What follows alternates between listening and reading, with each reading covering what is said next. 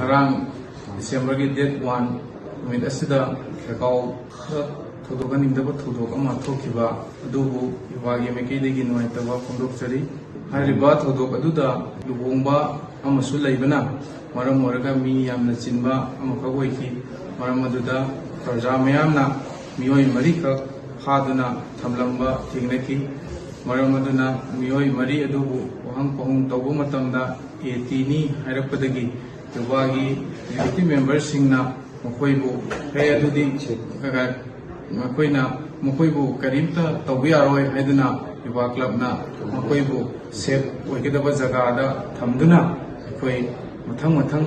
pau phaunaki maroina UMPC United Mitei Pangal Council Resama General Secretary Mahaka pau phaunraba matungda koigi AT gi influencing oibiriba